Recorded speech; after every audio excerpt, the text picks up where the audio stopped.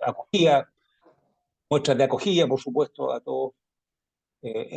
Así que eso también sería un poquito nuestro interés, Mónica, Héctor. Sí, estamos entendidos.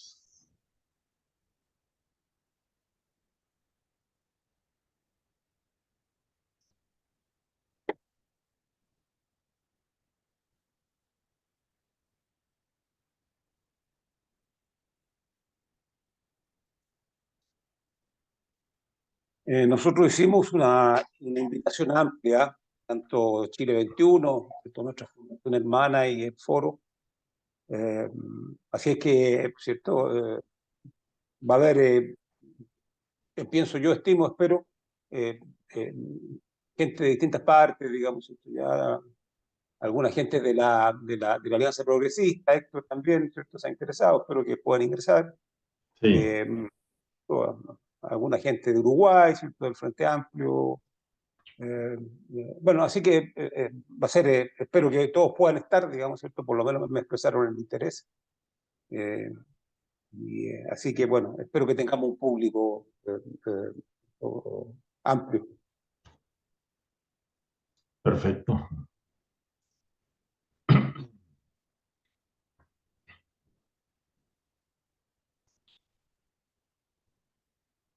Estos foros los realizan con alguna frecuencia con distintos temas, ¿verdad, Rolando?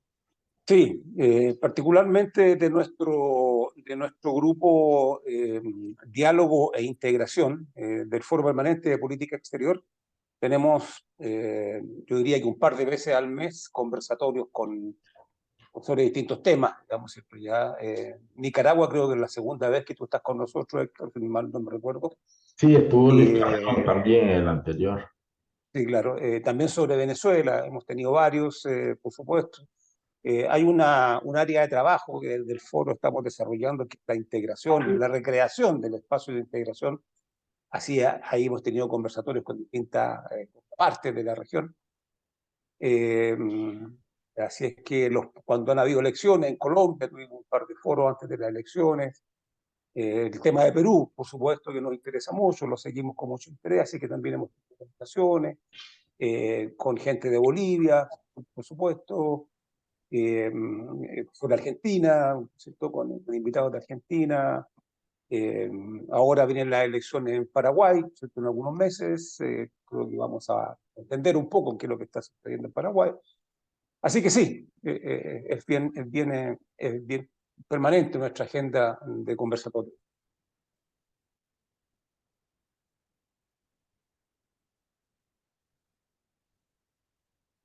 Buena iniciativa, hace falta estos diálogos. Sobre todo Sí. tan convulsa esta región. Sí.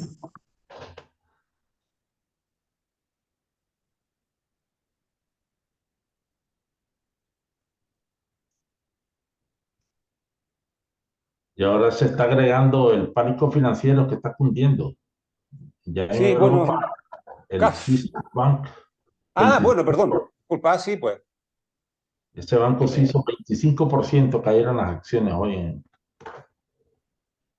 El Silicon Valley Bank.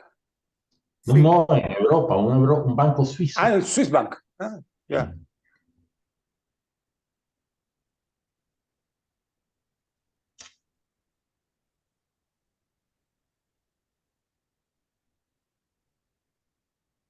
Buenos días, gracias por la invitación. Hola, Cisca. Buenos días. Buenos días. Ahí está entrando Ariel Pergamino. Él fue viceministro de Relaciones Exteriores de Uruguay, gobierno muy amigo nuestro. No sé, Ariel, si estás ahí escuchando.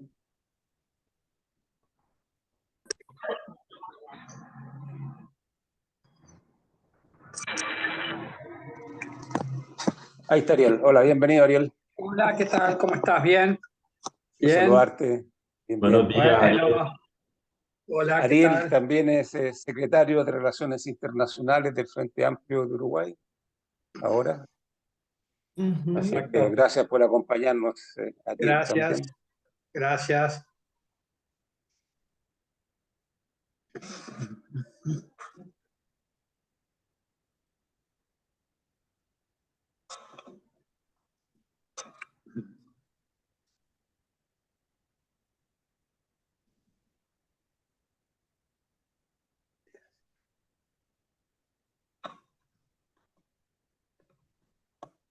La están grabando para compartirla después, Rolando. Sí, la estamos grabando, sí. Perfecto. Sí. Hoy salió un artículo en Desinformémonos sobre Nicaragua y la izquierda frente a la dictadura, se llama, de Raúl Sibeki. Ajá. Muy bueno sobre la temática. Se los recomiendo. Muy bien.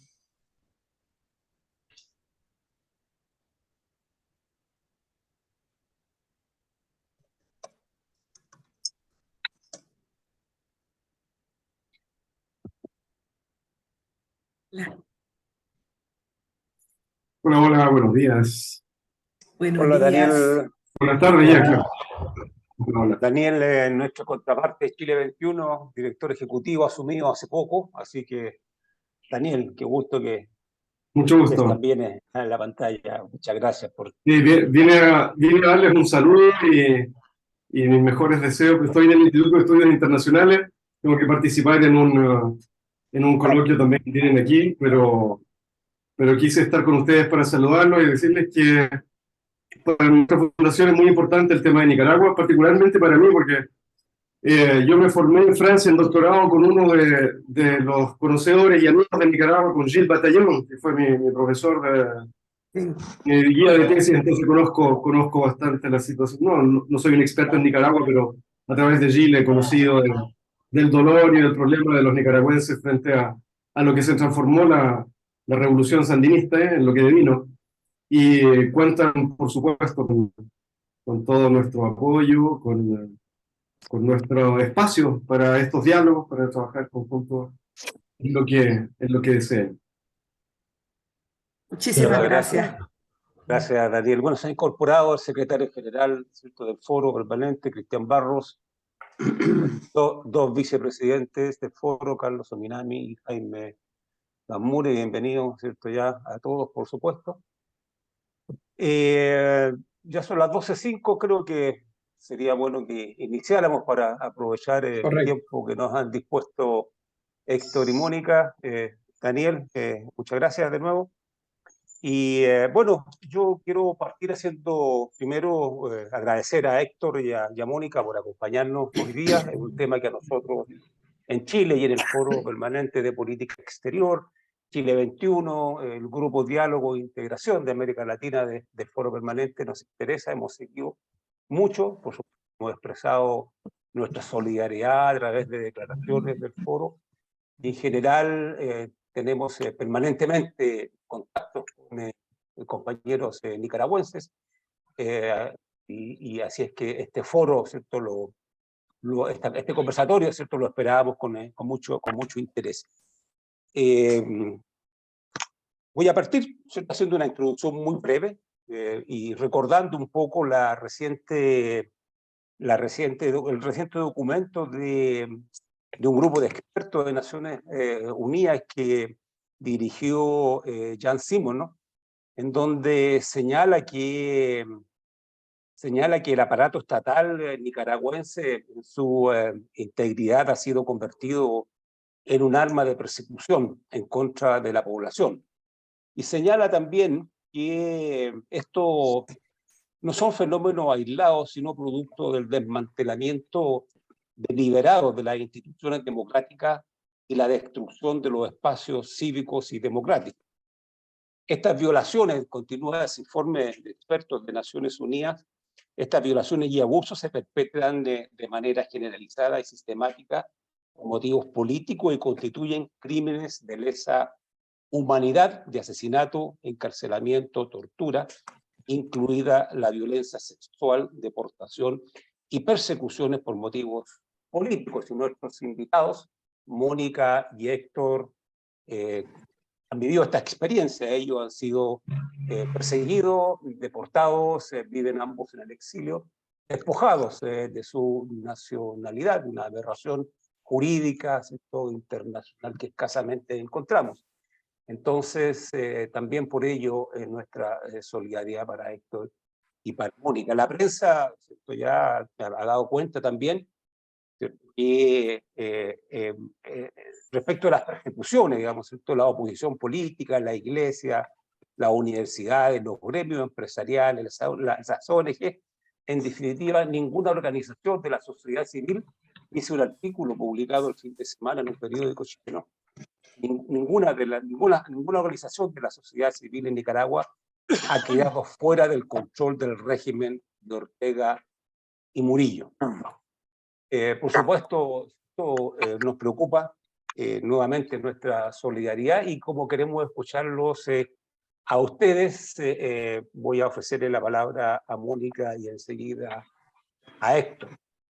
Mónica, ella es licenciada en Ciencias Sociales y maestría en Derecho Municipal en la Universidad de Barcelona, una mujer del mundo progresista, por supuesto, nicaragüense. Ella fue parte del Estado Mayor que dirigió la insurrección en la capital del Frente Sandinista de Liberación Nacional, fue diputada del rescate del sandinismo, después una organización crítica férrea, ¿cierto?, de Ortega.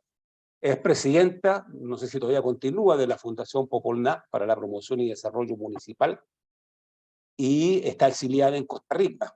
Como dije antes, ha sido despojada de la nacionalidad, de sus bienes patrimoniales, pensión de jubilación incluso, digamos, junto a su compañero Julio López Campos y su hija Mónica.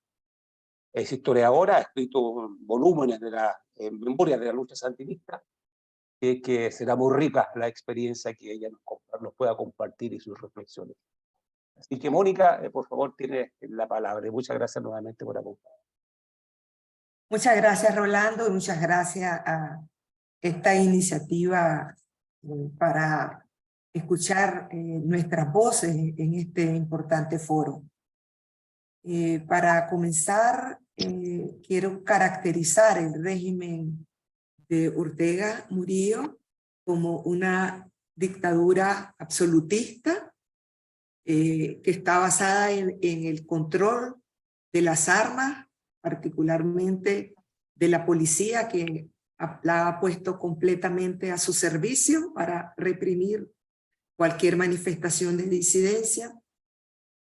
Basa su poder en el control omnímodo de todos los poderes, el poder judicial, el poder electoral, que le ha servido para reelegirse de forma sucesiva desde el 2006 por medio de métodos fraudulentos, y que le ha servido también para llegar al control absoluto de los gobiernos municipales.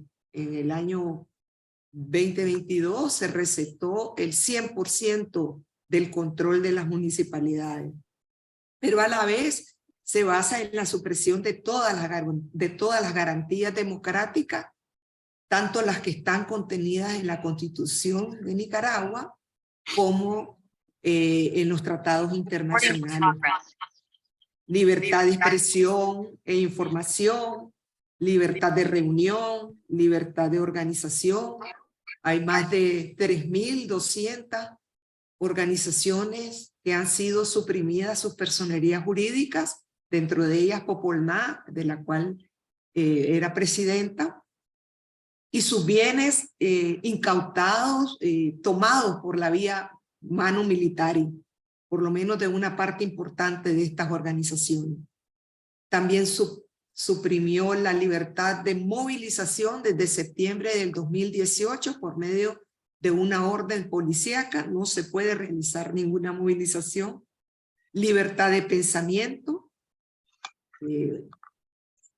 Y ha recientemente hasta la libertad de religión, porque hay una persecución abierta a la Iglesia Católica a través de la prohibición incluso de hasta las procesiones religiosas de Semana Santa. Pero a mí me interesa destacar además el carácter neoliberal del régimen. Es un régimen que desde la campaña electoral, desde antes del 2006, se comprometió con el gran capital y con las grandes transnacionales. Durante muchos años, 10 años por lo menos, logró gobernar en un en una lógica que ella llamó de diálogo y consenso con el empresariado nicaragüense, permitiendo enormes ganancias, lo cual lo llevó hasta nivel constitucional. En la Constitución, el modelo de diálogo y consenso con el gran capital está establecido de manera que hasta la ruptura con el gran capital en el 2018, habían aprobado más de 100 leyes por medio del consenso con el empresariado. Y ha favorecido enormemente pues, la inversión extranjera directa a través de una serie de concesiones y de eliminación de impuestos. Juntamente se pudo permitir políticas de corte clientelar a través de dádivas a sus bases sociales por la enorme y generosa ayuda de la cooperación venezolana a través de un acuerdo de carácter petrolero.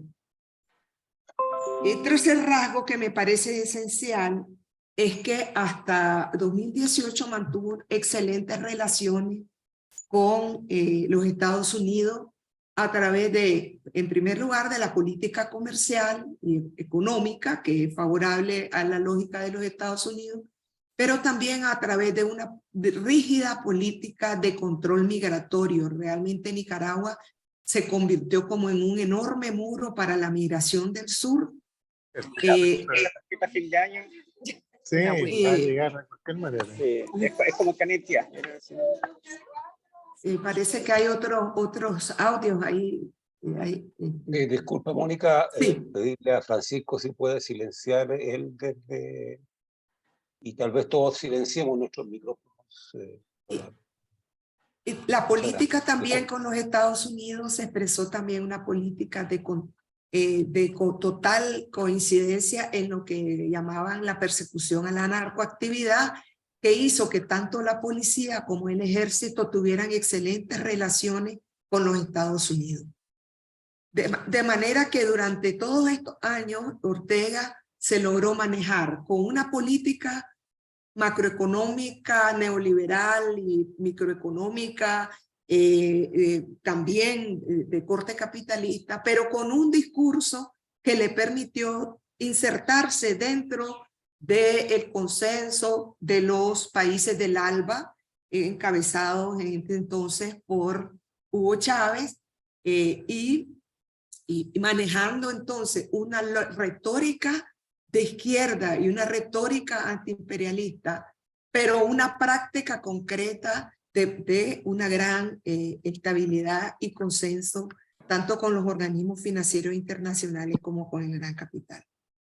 Eso es lo que explica que de alguna manera las izquierdas latinoamericanas y alguna de la europea hayan mantenido, a pesar de las masacres del 2018, una gran ambigüedad, sobre todo desde los gobiernos y también desde los partidos integrantes del Foro de Sao Paulo.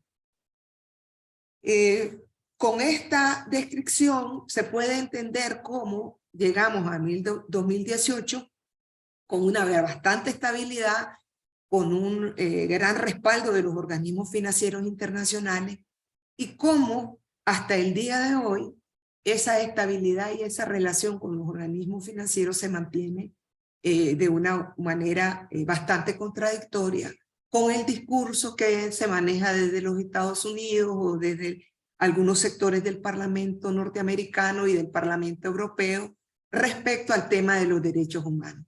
Porque la política de represión de Ortega comenzó mucho antes. Recientemente se recordaba cómo en el 2008 suprimió la personería jurídica del Partido Renovador Sandinista y cómo Dora María Telles en aquel entonces inició una huelga de hambre rechazando esa supresión de la personería jurídica y cómo en esa época nosotros adelantábamos ya que lo que estaba construyendo Ortega era un régimen dictatorial, pero con la vista del gran capital y de la comunidad internacional puesta nada más en los supuestos logros económicos y en los supuestos avances en lo que se consideraba el combate a la pobreza, que no eran más que políticas de corte asistencial que con el tiempo no se han podido sostener, de tal suerte de que hoy Nicaragua es uno de los países que expulsa más gente a la migración, no solamente por razones políticas, sino por razones económicas, a tal punto de que en el año 2021 y en el año 2022, las remesas enviadas por toda esa población migrante equipara, es igual exactamente, y a veces un poco más que total de todas las exportaciones de Nicaragua. En el 2018, el estallido social que se produjo, resultado no solamente de las políticas, de las modificaciones para radicalizar sus políticas neoliberales en el campo de la seguridad social, sino también por el hartazgo del conjunto de la sociedad nicaragüense, por sus reelecciones, por la supresión de facto de muchas de las garantías constitucionales, por la persecución a los movimientos de mujeres, por las ejecuciones extrajudiciales que ya venía realizando, sobre todo en el campo, y sobre todo por el repudio a la concesión canalera que había dado lugar a un gran movimiento campesino, el más importante que se había podido organizar hasta entonces. Todo eso explotó en el 2018 con en una sublevación que, como ya es bien sabido, fue reprimida a sangre y fuego, hasta el punto que se documentaron más de 300 muertes, muchas de ellas por disparos a la cabeza de francotiradores. A partir de ahí, Nicaragua está viviendo la situación que describí al principio de supresión total de las garantías, de tal manera que en el 2019 habían más de 1000 presos políticos. Se hizo un diálogo en el 2019 que logró la liberación de todos estos presos políticos, pero después vinieron sucesivas olas represivas que, como saben, se dieron sobre todo en el año 2021, en donde se suponía que habían elecciones.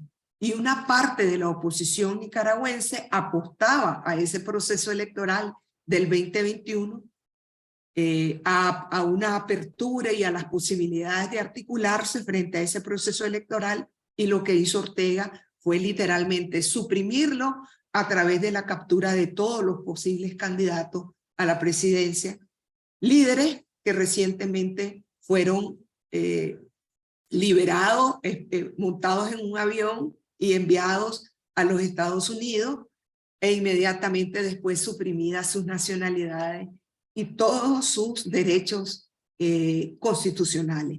Juntamente con esa supresión de la nacionalidad de estos 222 líderes y dirigentes territoriales de oposición, se los suprimió a 94 nicaragüenses más, no solamente nuestro derecho a la nacionalidad, sino con nuestra confiscación de nuestros bienes, de nuestras propiedades en Nicaragua, nuestros derechos a optar a cargos públicos de por vida, dicen, de forma perpetua, pero también de facto las pensiones como tal y como reseñaba al principio Rolando.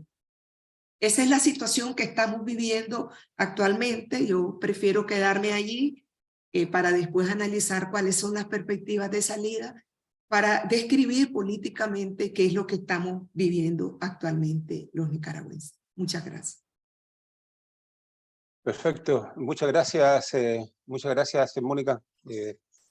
Voy a seguir entonces a darle la palabra a Héctor, y a propósito de lo que mencionó Mónica, estaba leyendo hace poco un documento que dice relación con con la problemática que ha enfrentado el obispo Rolando Álvarez, que va más allá del tema puramente religioso, porque él ha apoyado, ya se ha hecho parte muy proactivamente de una situación de medio ambiente, ¿no? Que se ha generado por una concesión de explotación minera en un municipio que entiendo que es Rancho Grande. Rancho Grande, sí. Claro, en la diócesis donde él trabaja, Matagalpa.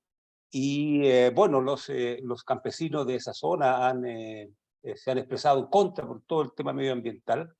Y bueno, autoritariamente el régimen de Ortega, ¿cierto?, ya ha combatido y quitó, ¿cierto?, ya la concesión. Por lo tanto, ¿cierto?, todo lo que uno conoce, ¿cierto?, tiene, ¿cierto?, autoritarismos muy fuertes en la toma de decisiones.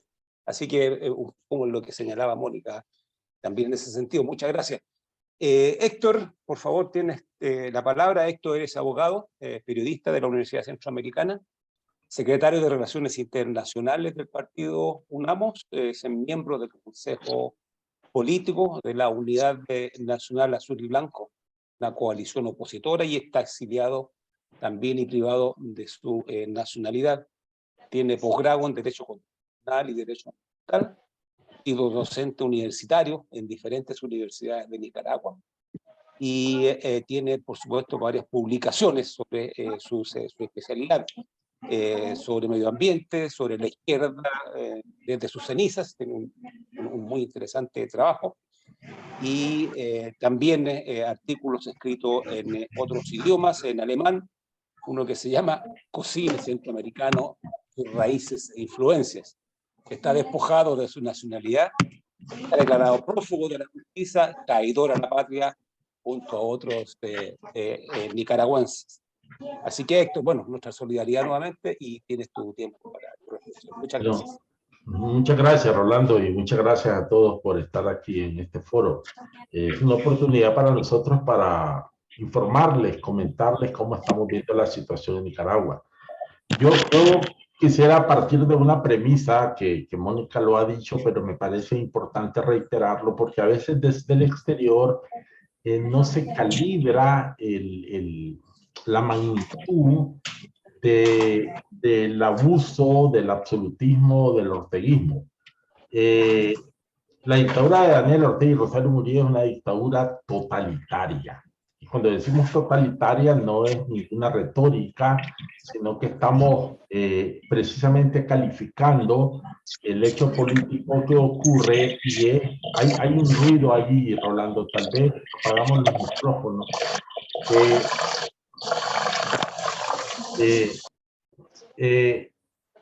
Por cuanto la dictadura tiene un control absoluto, total, de todos los instrumentos del Estado y los activa para reprimir, que es lo que la sostiene en el poder, exclusivamente a la represión.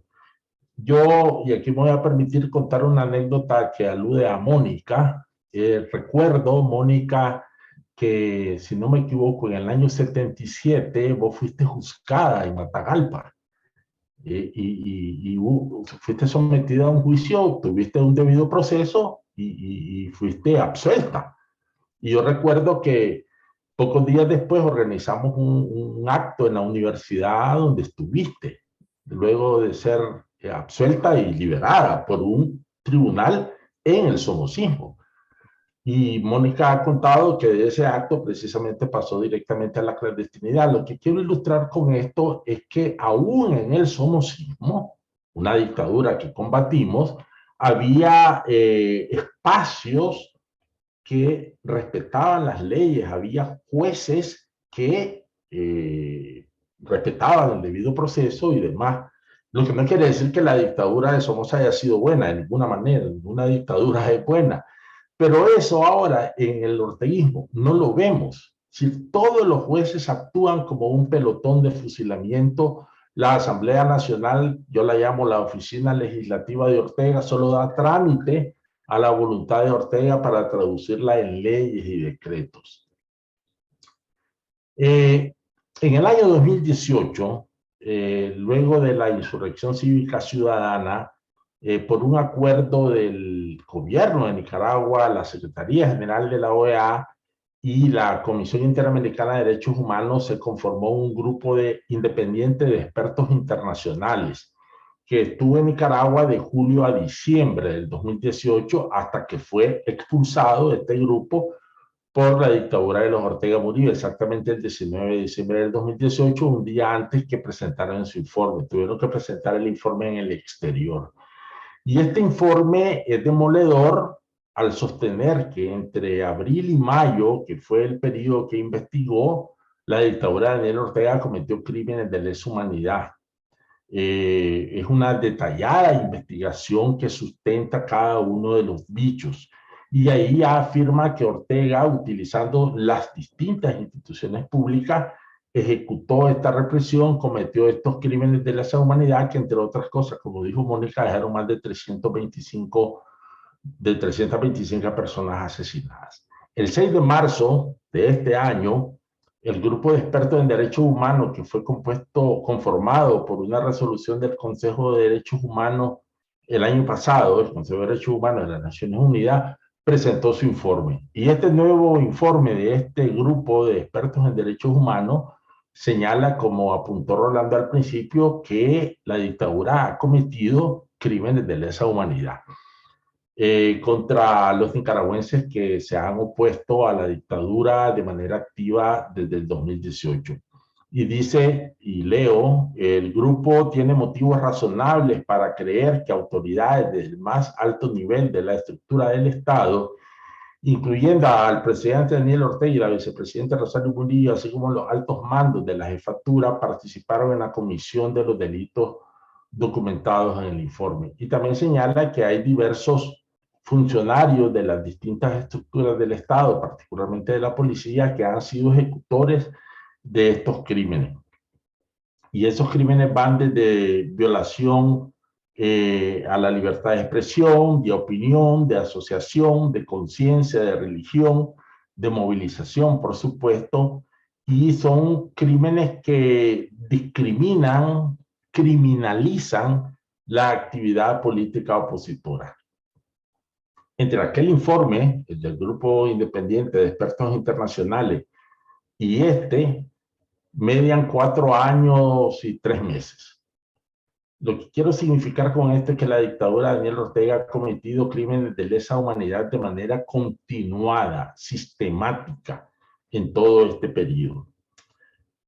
En este periodo también median distintas resoluciones de la OEA, tanto de su Consejo Permanente como de la Asamblea General, incluyendo la conformación de comisiones de alto nivel cuyo ingreso a Nicaragua fue negado por la dictadura, median resoluciones del Parlamento Europeo, del Consejo Europeo y de diversas organizaciones políticas, sociales, de derechos humanos, de personalidades, de gobiernos, demandando en todos los casos la liberación de los presos políticos, la restitución de los derechos humanos en Nicaragua y una salida democrática. También hay que mencionar que en este periodo de abril del 2018 a la fecha se han dado más de 50 sanciones a funcionarios orteguistas, 21 por la Unión Europea, 18 por el Reino Unido, 35 por Canadá. También hay instituciones del Estado de Nicaragua que han sido sancionadas, como la propia policía, el Ministerio Público, empresas del orteguismo y también otras instituciones como Telcor, que es el aparato que supervisa el tema de comunicaciones en Nicaragua. Y también el Consejo Supremo Electoral, que es el que organiza los procesos electorales y también tiene bajo su tutela el tema de la cedulación, la identificación. ¿Por qué? Porque es el aparato mediante el cual Ortega ha ejecutado los fraudes electorales.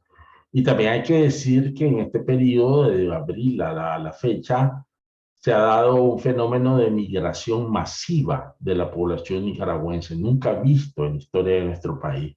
La migración masiva alcanza cerca del 10% del total de la población. La represión, sin duda alguna, ha golpeado a la oposición. No obstante, además de los capturados, el principal liderazgo social y político capturado, ahora excarcelado y desterrado, se ha tenido que dar el exilio forzoso, y dentro del país, pues, una disminución de la actividad, puesto que hay un estado de terror, de represión. Nosotros creemos que la comunidad internacional, que ha hecho bastante, puede y debe hacer más. Las sanciones individuales, las condenas políticas, el repudio político que se ha expresado, está bien, pero creemos que el tema de las sanciones debe inscribirse en una estrategia de mayor presión política, diplomática y financiera. Debo decirles que hay instituciones financieras internacionales que han seguido proveyendo al régimen de recursos financieros frescos, particularmente el Banco Centroamericano de Integración Económica, de algunos países de Sudamérica son socios extrarregionales, como es el caso de Colombia y también el caso de Argentina. En ambos casos, nosotros hemos planteado que esperaríamos que estos países establezcan, contribuyan, planteen en el seno del Banco Centroamericano de Integración Económica que el tema de los derechos humanos debe ser un parámetro a tener en cuenta a la hora de considerar créditos a Nicaragua. El presidente del Banco Centroamericano de Integración Económica, Dante Mossi, de nacionalidad hondureña, es un socio abierto de Daniel Ortega. Incluso ha rechazado las sanciones de las que han sido objeto funcionarios orteguistas. Su continuidad al frente de la presidencia del BCE se va a decidir el 12 de mayo en una reunión en Dominicana. Nosotros vemos en gran medida el sistema interamericano agotado frente a lo que pasa en Nicaragua. Y eso tiene que ver por las posiciones que asumen muchos gobiernos en el seno de la OEA, que a veces es distinta a la que asumen en el Consejo de Derechos Humanos, por ejemplo. Hay argumentos de la no intervención, del respeto a la autodeterminación, y sobre la base de esos argumentos, pues se abstienen de votar en contra de Ortega cuando el tema de los derechos humanos es un compromiso universal. El tema de los derechos humanos, francamente, no tiene frontera. Vean, por ejemplo, en noviembre del 2021, Ortega anunció la salida de Nicaragua de la OEA, lo cual no lo libera de la responsabilidad del sistema interamericano hasta 2 años después. En abril del año pasado, la dictadura de los Ortega Murillo allanó manu militari las instalaciones de la OEA en Managua y expropió el inmueble, que por cierto no era además propiedad de la OEA. Y la OEA lo que hizo frente a este acto de semejante agresión fue emitir un pronunciamiento lamentando esos hechos y bastante tibio, diría. Habiendo significado esta ocupación una violación de derecho internacional, de tratados y de convenios. Bien, pero bueno, por otro lado, la dictadura ha desconocido la sentencia de la Corte Interamericana de Derechos Humanos, no se hace presente en las audiencias de la Comisión Interamericana de Derechos Humanos.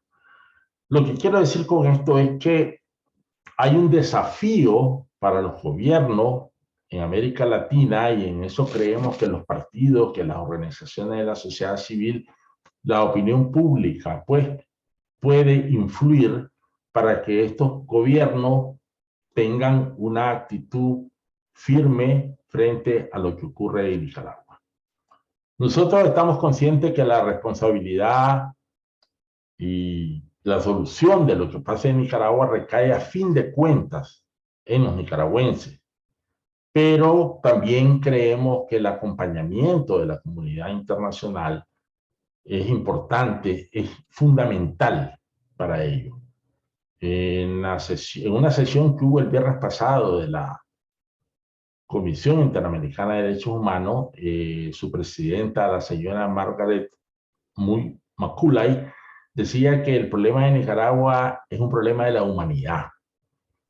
Y yo agrego que en medio de esta convulsa región, que tiene situaciones dramáticas como la de Haití, el tema de Nicaragua es un tema que debe preocupar y ocupar a la opinión pública latinoamericana. Hay tendencias autoritarias en nuestros países, a la par que vemos un avance de las fuerzas progresistas, que incluso logran gobierno, hay por el otro lado amenazas serias de movimientos de ultraderecha y ultraconservadores. Y entonces, en medio de eso, estas tendencias autoritarias, que yo las defino a secas, tendencias autoritarias, populistas, deben ser frenadas. Y en Centroamérica, debo decirles, hay esa tendencia de manera marcada. Pues también hay amenazas en Brasil, ya vimos lo que pasó en los primeros días de enero, y bien sabemos que en otros países también. Entonces, lo de Nicaragua debería significar frenar a Ortega, lograr un tránsito a la democracia en Nicaragua, debería significar también un freno a estas tendencias autoritarias. Como siempre digo en estos foros, estimados amigos, no se puede definir a alguien de izquierda o como progresista si no tenemos un compromiso inequívoco, indiscutible con los derechos humanos, con la democracia y con la lucha contra la corrupción. Y en este sentido, Nicaragua tiene todos esos aspectos, ¿verdad? Y esperamos que podamos contar, como hemos contado hasta ahora, con la solidaridad de ustedes. Y no puedo dejar de mencionar para finalizar que han sido precisamente gobiernos progresistas como el de Chile, como el de Colombia, de Argentina, de Brasil también, los primeros que expresaron su ofrecimiento, lo cual agradecemos, además del de España, obviamente, para que quienes hemos sido despojados de nuestra nacionalidad podamos acogernos a la nacionalidad de estos países. Si bien pues faltan los procedimientos y esas cosas, agradecemos mucho la voluntad política que se ha expresado. Muchas gracias. Muchas gracias Héctor.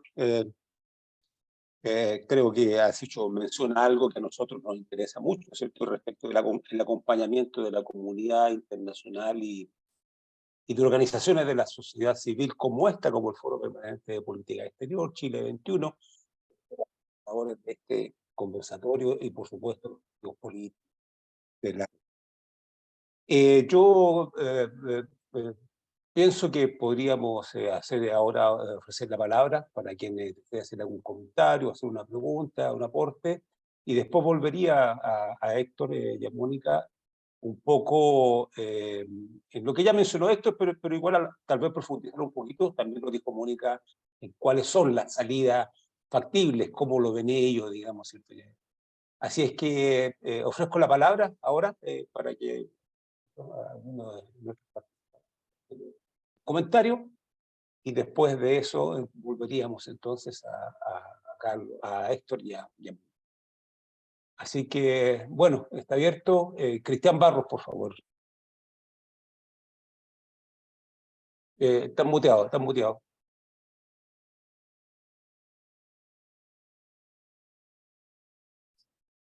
Ahora sí. Gracias, Rolando, y quiero agradecerle a Héctor y a Mónica estas exposiciones. Nosotros hemos seguido con atención y una atención de preocupación irresoluta. No sabemos cómo ayudar más.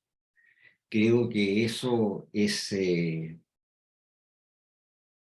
sentimiento que tenemos nosotros de la situación que está sucediendo en Nicaragua, que todos los días nos enteramos de algo que nos deja, por decirlo menos, espantados. Ahora le quitaron, digamos, la condición jurídica a las universidades, o sea, es una cosa, y siento, esto es personal, y siento que no hay una reacción adecuada de Latinoamérica en general para poder aislar al régimen de Nicaragua y, no sé, presionar para que ello sea una forma de ir avanzando en una apertura. No sé cómo se va a lograr. Hoy día la situación en Nicaragua es preocupante. Es preocupante y nosotros sabemos que las voces de condena, digamos, al régimen han sido aisladas, no han sido, digamos, de una fortaleza que hubiéramos dicho, mire, hay una posición regional tan fuerte que estamos en condiciones nosotros de solicitar cierto tipo de acciones por parte del régimen nicaragüense. Por lo tanto, es una cosa de futuro, y como una cosa de futuro nosotros estamos abiertos a seguir trabajando esto. Hemos sido bastante vocales en el asunto de la condena al régimen de Nicaragua, pero necesitamos aunar más fuerzas dentro del contexto latinoamericano. Una cosa que se mencionó, pero es un detalle, pero no es menor. La solicitud de nacionalidad en Chile es un trámite que es una iniciativa del Ejecutivo al Congreso, que se entrega la nacionalidad por gracia. Como está en la situación hoy día, eso saldría rapidísimo, o sea, no es una cosa tan engorrosa, es un sistema que está regulado por la ley, y aun cuando es un proyecto de ley, les puedo asegurar que va a ser de un trámite impresionantemente corto. Gracias, Rolando. Muchas gracias, Cristian. Gracias. Tengo ahora a Ricardo Riveros pidiendo la palabra y después Carlos Minami. Gracias, Rolando. Por cierto, gracias a Mónica y a Héctor por sus exposiciones muy claras y que reflejan la gravedad de la situación en Nicaragua. Desde luego que lo primero que uno tiene que decir, siguiendo lo que señalaba Cristian, aquí debiera haber una reacción muy amplia en el ámbito latinoamericano de condena a lo que sucede en Nicaragua. Y eso yo creo que hay que construir, porque no ha habido toda esa coerción que en este plano corresponde. Héctor señalaba que algunos se parapetan en el tema de la no intervención, y la verdad, como él también lo dijo, en esta realidad ese principio no puede ser esgrimido, porque hay una violación manifiesta de los derechos humanos, y el principio es de no intervención en los asuntos que son de la jurisdicción interna de los estados. Y precisamente los derechos humanos escapan a ese concepto, porque ya el ámbito jurídico internacional, particularmente de 1945, ha consolidado lo suficiente como para dejar fuera del ámbito de la jurisdicción interna de los estados la violación de los derechos fundamentales. Y la comunidad internacional no solo tiene el derecho, sino que tiene el deber de actuar ante situaciones de esta naturaleza. Por lo tanto, yo creo que eso es una tarea, y una cuestión en la cual podemos contribuir. En Chile tiene una transversalidad en esta materia, con muy escasas excepciones. La verdad es que aquí hay una transversalidad política que encabeza además el propio gobierno, de condena lo que ocurre en Nicaragua, y por eso que lo que decía Cristian tiene toda la razón. En el Congreso, el tema, por ejemplo, de otorgamiento de nacionalidad por especial gracia que requiere ley, puede ser rápidamente implementado, dando los pasos procesales que corresponden. Ahora bien, por eso que yo creo que no daría por cancelada la posibilidad de que el sistema interamericano refuerce su acción. Y quisiera preguntar, ¿qué expectativas tienen ustedes en el Consejo de Derechos Humanos de Naciones Unidas? Donde ya ha habido un muy buen informe, completísimo informe del comité de expertos. Pero ahí hay que ver cómo sigue esto, ¿no? Cómo se lleva esto a la Asamblea General, cómo se lleva esto a otro órgano de Naciones Unidas, y cómo se prorroga además el trabajo de la Comisión de Expertos. Entonces, Chile es miembro de ese consejo a partir de este año, y por lo tanto también allí sería bueno recibir una señal de ustedes en torno a cómo actuar en este plano, cuáles son las peticiones concretas que pudieran hacerse en el actuar de este consejo. Ahora, una consulta, y lo han dicho ustedes, o sea, la comunidad internacional en esta materia es fundamental, pero coayudante. Aquí la tarea básica la tienen los propios nicaragüenses, partiendo, creo yo, por sus liderazgos políticos. Entonces mi pregunta es, ¿cuán cohesionada está la oposición como para ser eficiente en lo que es la conducción del proceso? Muchos de sus dirigentes, por supuesto, los más gravitantes, como el caso de ustedes, han debido situarse en el exilio. Pero eso nosotros en Chile lo vivimos, ¿no? Muchos de nuestros liderazgos y de algunos de los partidos particularmente debieron actuar desde el exilio, pero también había una correspondencia al interior. Pero todo eso ha requerido o requiere de cohesión, de acuerdo, muchas voces pero una sola posición, decíamos en aquellas épocas. Bueno, 7 candidatos a la presidencia de la República fueron apresados, perdieron su libertad y ahora han sido expulsados, bueno, pero eran 7 candidatos, entonces uno tiende a pensar esto que ha ocurrido, cómo ha ayudado al hecho de que exista esa cohesión que a mi juicio es clave. Gracias, Rolando, por el otorgamiento de la palabra. Muchas gracias, Edgardo.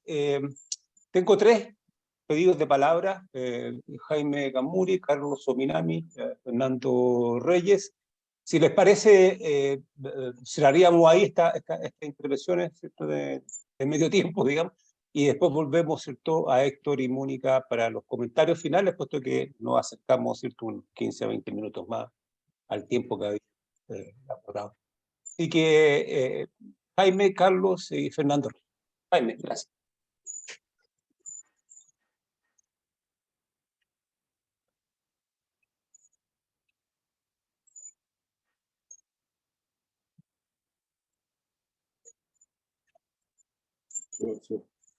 Está sin micrófono, Jaime. Perdón. No, reiterar nuestro agradecimiento a Héctor y a Mónica por estar compartiendo hoy día con nosotros, reiterar nuestra solidaridad más plena, digamos, con la lucha por que Nicaragua recupere su democracia que está tan duramente avasallada. Bueno, ya una pregunta ya se hizo, ¿cuál es la perspectiva, digamos, que ustedes ven de salida de la situación? Parto que tenemos que incrementar, digamos, la solidaridad internacional y sobre todo en América Latina. Una sola pregunta. Y esta semana una entrevista de Daniel Ortega, muy tímida pero muy distante de su hermano y del régimen. Mi pregunta es, ¿cuál es la situación de las Fuerzas Armadas de Nicaragua? Sabemos que el instrumento represivo principal ha sido la policía. Y la segunda, que está vinculado a eso, si hay alguna señal de quiebre o disensión al interior del régimen.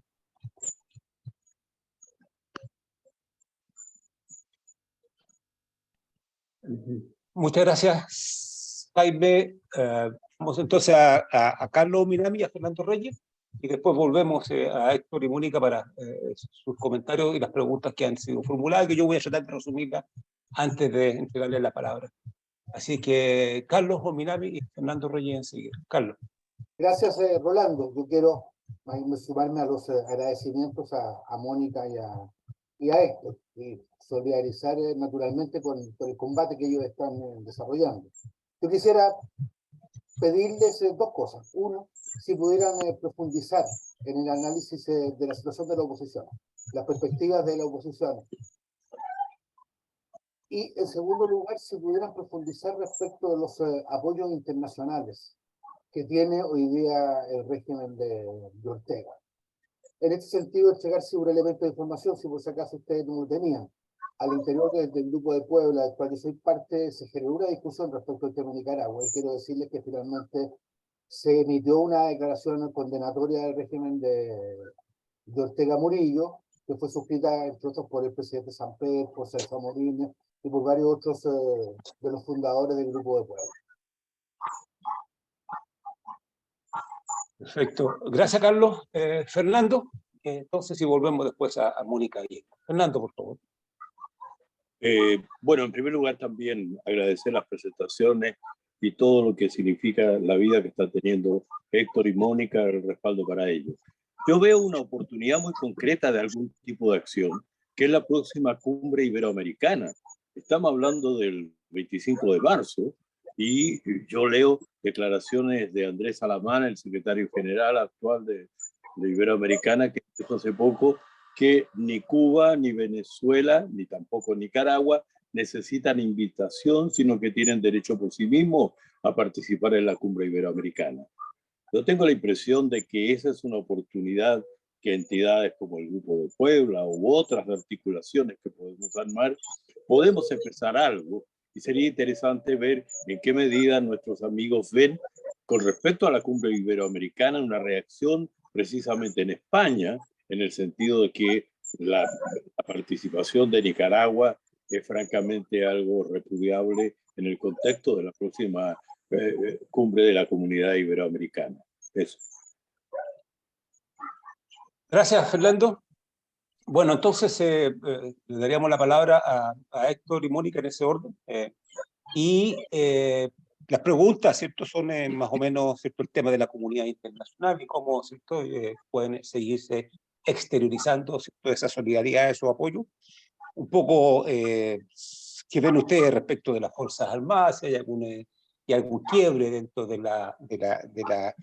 los sectores más cercanos, ¿cierto?, ya a Ortega. También el tema, profundizar un poco la posición de la oposición en Nicaragua, ¿cierto? Cómo se ve, y cómo se llama el comentario que acaba de hacer Fernando respecto de la cumbre iberoamericana, cómo ven ustedes que ese espacio. Así es que más o menos por ahí, ¿cierto? Y por supuesto el tema de la salida que ven ustedes como factibles. Bueno, varias preguntas, pero a lo mejor podrían algunos referirse a uno y otro a otro. Así que Héctor y Mónica para cambiar el orden inicial. Héctor, gracias. Sí, bueno, primero muchas gracias de nuevo por las expresiones de solidaridad. Vean, sobre el papel de la comunidad internacional, pues como decíamos antes, nosotros creemos que el acompañamiento para lograr el tránsito a la democracia en Nicaragua es indispensable, ¿verdad? Ahora, ¿cómo concretarlo en estas circunstancias específicas? Pues, vean, hay en este mismo momento yo creo que los partidos, las organizaciones de la sociedad civil tienen que acompañar y ayudar a que las declaraciones políticas, tanto como el ofrecimiento a la ciudadanía, a quienes hemos sido despojados, se agilicen. Eso sería un gesto importante. Pero además quiero resaltar el tema de la justicia internacional. La declaración de la Cancillería del gobierno del presidente Gustavo Petro abrió una puerta muy importante al instar al fiscal de la Corte Penal Internacional a poner manos en el asunto de Nicaragua. Y esto lo asocio con las resoluciones del Consejo de Derechos Humanos de las Naciones Unidas y el informe del grupo de expertos de ese mismo consejo.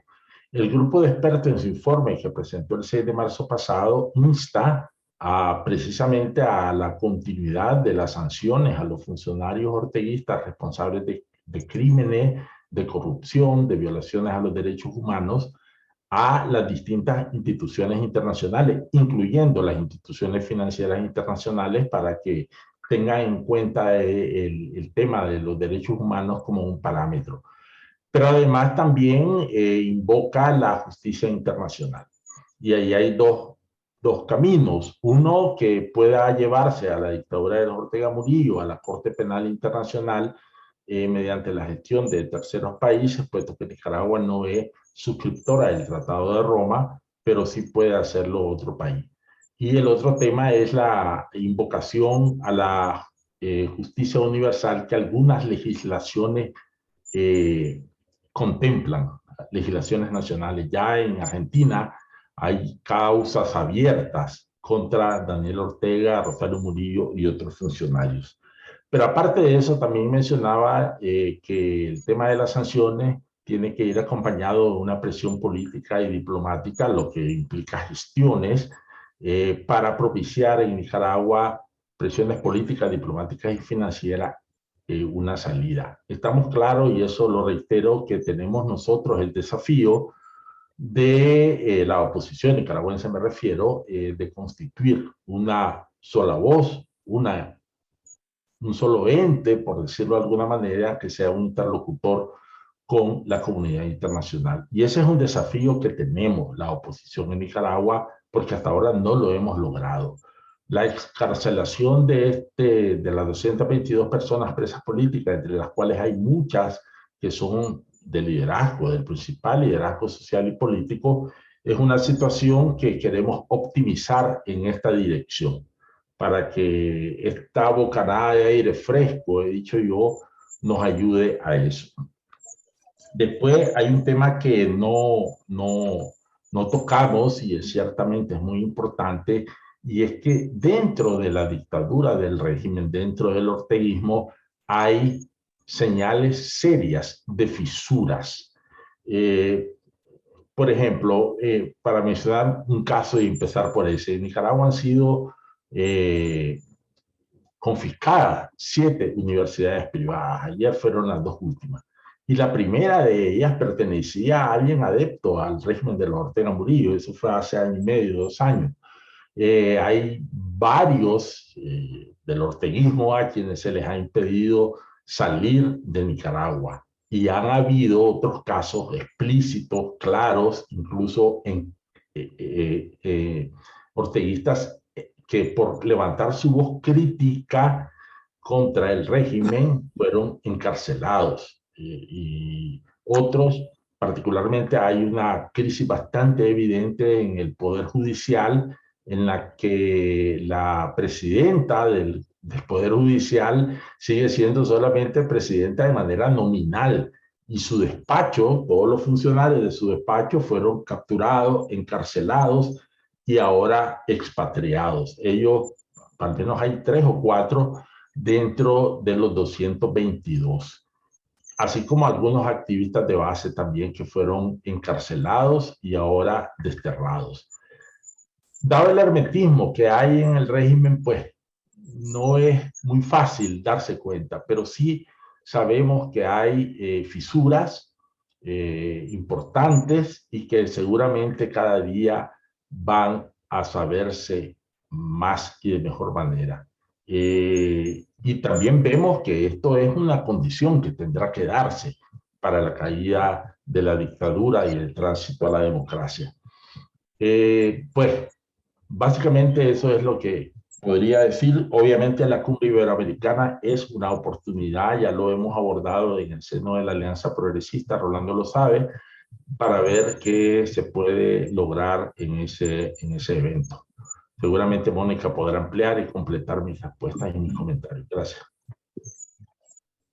Gracias, Héctor. Mónica.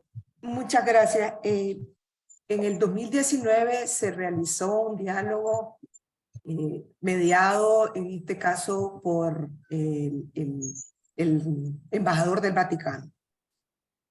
Los acuerdos, cuando uno los lee, es una agenda para el retorno a la democracia.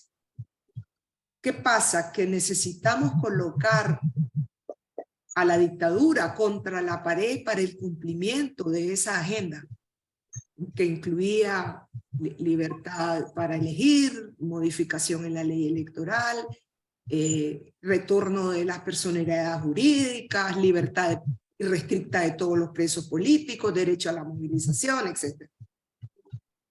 Pero mientras Ortega no esté contra la pared, no va a entrar en una perspectiva dialogal, digamos.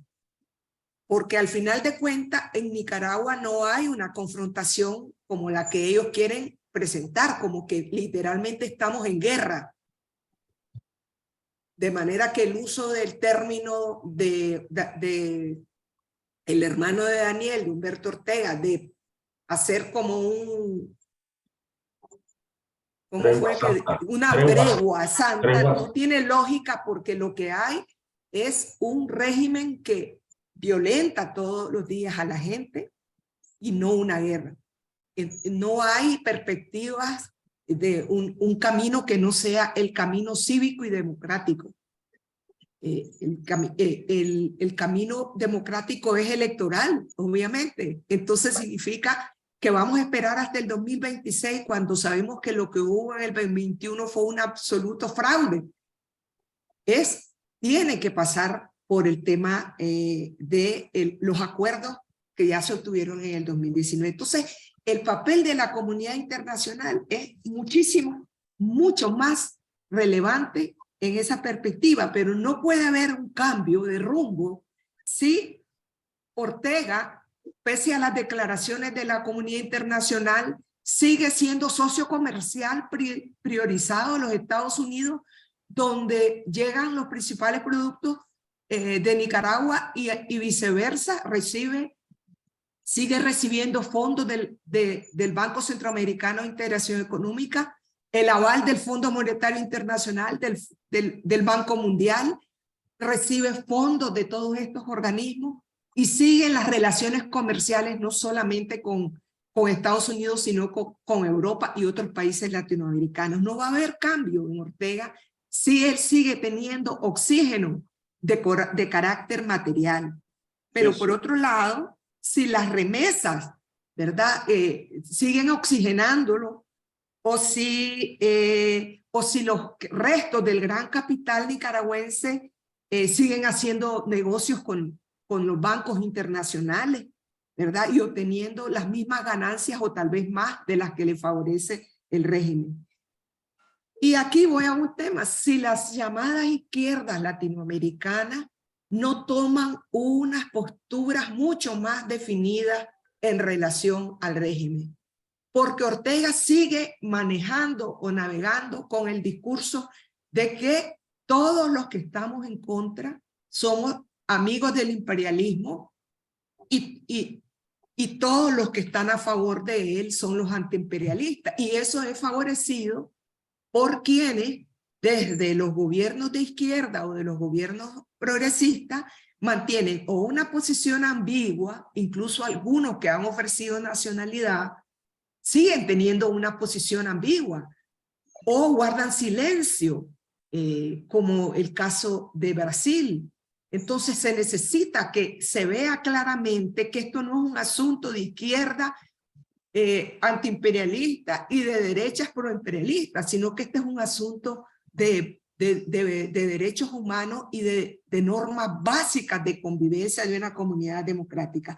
Entonces es fundamental que haya un discurso único de condena a las condiciones de Ortega, para que Ortega realmente pase a ser lo que en la realidad es el paria internacional, violador de los derechos humanos y responsable de crímenes de lesa humanidad, y que eso favorezca posiciones en el seno de organismos como el Consejo de Derechos Humanos de la ONU, que pueda pasar a ser un asunto del Consejo de Seguridad de las mismas Naciones Unidas, en donde se recompongan, digamos, las correlaciones que se necesitan. Solo así Ortega entraría en una lógica de flexibilizar y de cumplir los acuerdos de ya adoptado en ese diálogo del 2019.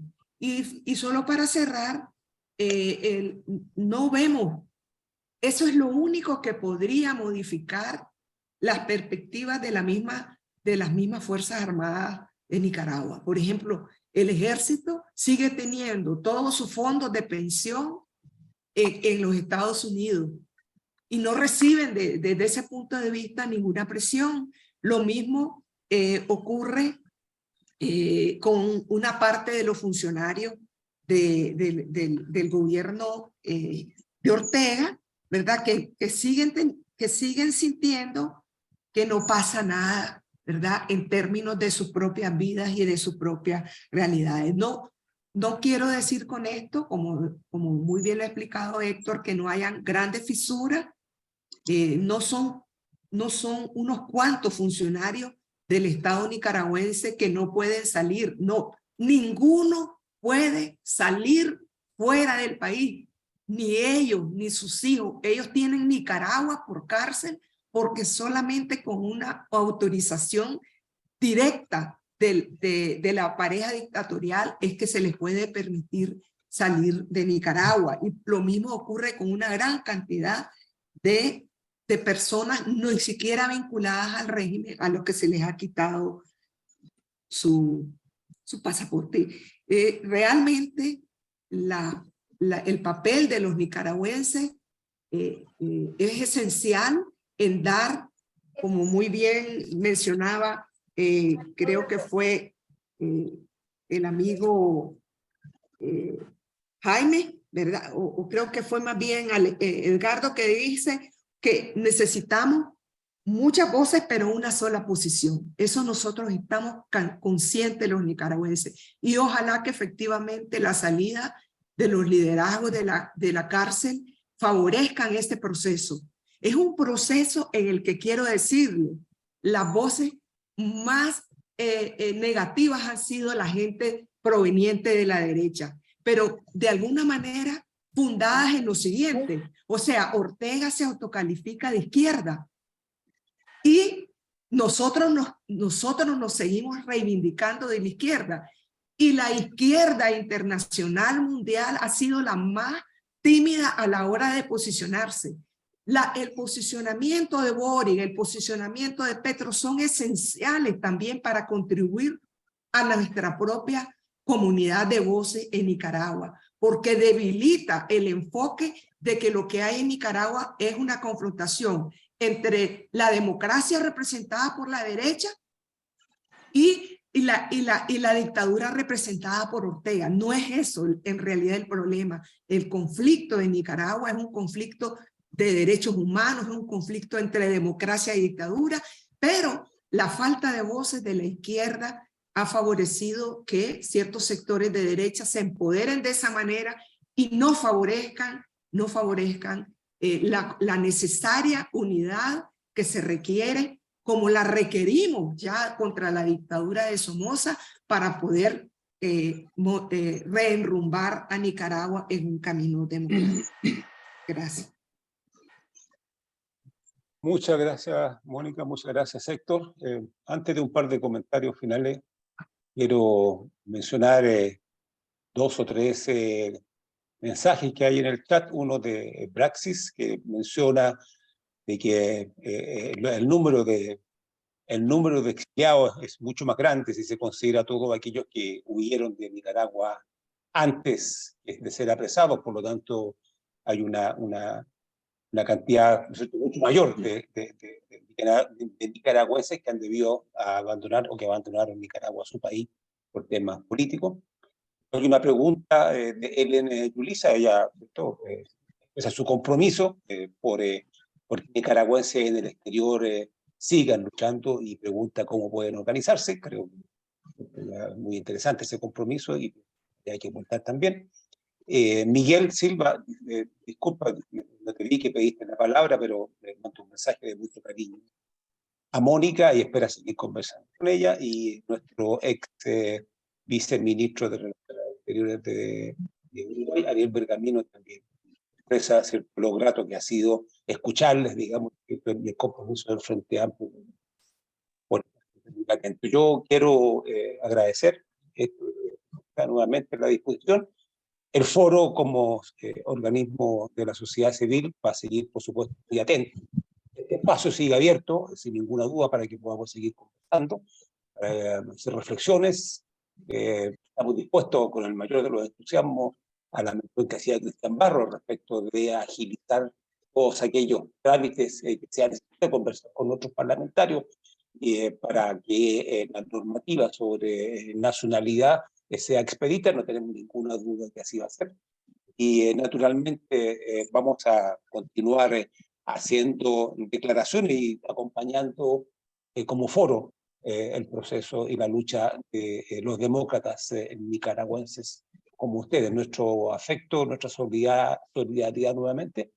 Y de nuevo, muchas gracias por, a nombre de Chile 21 y el Foro Permanente de Política Exterior, los 12 copatrocinantes de este conversatorio, les doy las gracias por estar aquí y también, por supuesto, gracias a quienes han asistido a este encuentro. Muchas gracias y un abrazo a todos. Un abrazo. Y no tengan duda que estamos a la orden para cualquier reunión, plática con quienes ustedes consideren conveniente. Estoy seguro que también expreso la opinión de Mónica al respecto. Muchas gracias. Así es. Muchas gracias. Gracias. Gracias, buenas tardes. Chao. Gracias.